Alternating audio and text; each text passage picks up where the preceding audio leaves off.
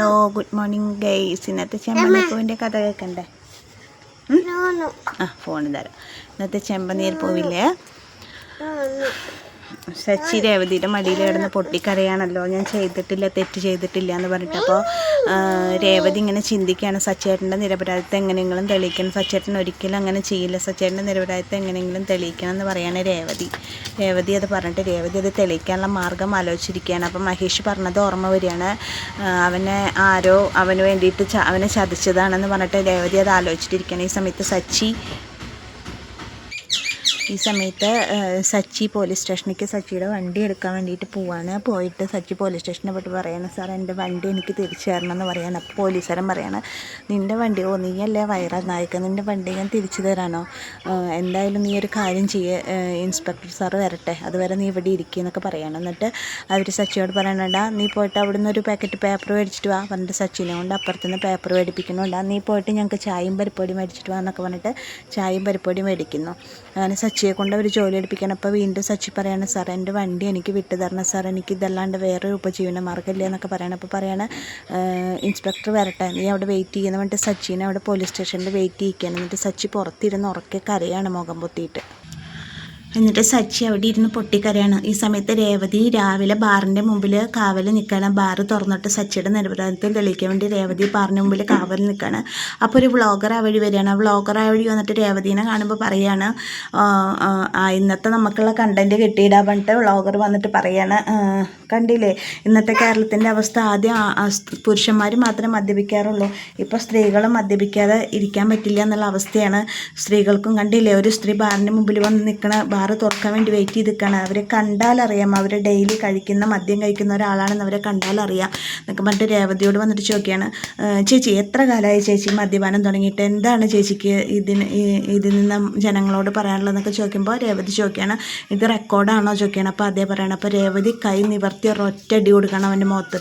എന്നിട്ട് പറയണം, നിന്നെ പോലുള്ള ആണുങ്ങൾ കണ്ട തോന്നിയാസങ്ങൾ മുഴുവൻ ഉണ്ടാക്കി, ബ്ലോഗർമാർ കണ്ട തോന്നിയാസങ്ങൾ മുഴുവൻ ഉണ്ടാക്കി, പാവപ്പെട്ടവൻ്റെ ജീവിതമാണ് നിങ്ങൾ കുടുംബമാണ് നിങ്ങൾ കലക്കുന്നത്, സത്യമാണോ നുണയാണോ എന്നറിയാതെ നിങ്ങൾ ഓരോന്ന് എഴുതി പുറപ്പെടുവിക്കും, അതിൽ സാധാരണക്കാരൻ്റെ ജീവിതമാണ് തകരുന്നത് പറയണം. അപ്പോൾ അടി കിട്ടിയപ്പോൾ അവൻ ചോദിക്കുകയാണ്, ഞാൻ എൻ്റെ ഭർത്താവിൻ്റെ നിരപരാധിത്വം തെളിയിക്കാൻ വേണ്ടിയിട്ടാണ് ഞാനിവിടെ വന്നത്, നിങ്ങളെപ്പോലെ ഒരുത്തൻ സോഷ്യൽ മീഡിയയിലിട്ട ഒരു വീഡിയോ കാരണം കൊണ്ട് എൻ്റെ ഭർത്താവ് ഇപ്പോൾ എല്ലാവരുടെയും മുമ്പിൽ തെറ്റ് ചെയ്തവനായിക്കാണ്, അദ്ദേഹത്തിൻ്റെ നിരപരാധിത്വം തെളിയിക്കാനാണ് ഞാൻ വന്നേക്കുന്നത് എന്നൊക്കെ പറയാണ് രേവതി.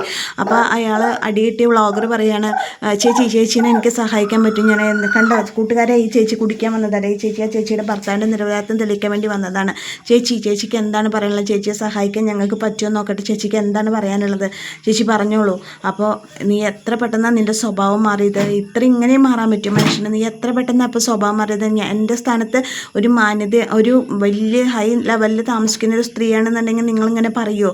ഇല്ലല്ലോ. അപ്പോൾ അയാൾ പറയണം, ഇല്ല ഞാൻ എല്ലാവരെ പറ്റിയിട്ടും പറയും, നീ ഇപ്പം നിൻ്റെ സ്വഭാവം മാറിയത് തന്നെ കണ്ടില്ല, ദയവ് ചെയ്ത് നിൻ്റെ സഹായം വേണ്ട, കടന്നു പോയി നീ ഇവിടുന്ന് എന്ന് പറഞ്ഞിട്ട് രേവതി പറയണേ, ഇതെങ്ങനെ കൈകാര്യം ചെയ്യണമെന്ന് എനിക്കറിയാമെന്ന് പറഞ്ഞിട്ട് രേവതി വ്ളോഗറിനെ ആട്ടി ഓടിക്കുകയാണ്.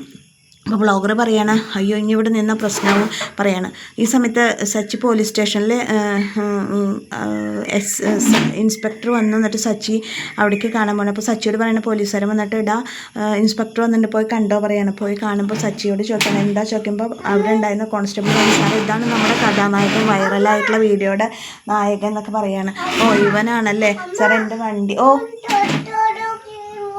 ആണോ, സാറില്ല സാർ, എൻ്റെ വണ്ടി എനിക്ക് തിരിച്ചു തരണേ സാർ, എനിക്ക് വേറൊരു ഉപജീവന മാർഗ്ഗമില്ല സാർ, എൻ്റെ വരുമാനം കൊണ്ട് കുടുംബം പുലരണം എന്നൊക്കെ പറയുമ്പോൾ പോലീസുകാരൻ പറയണേ,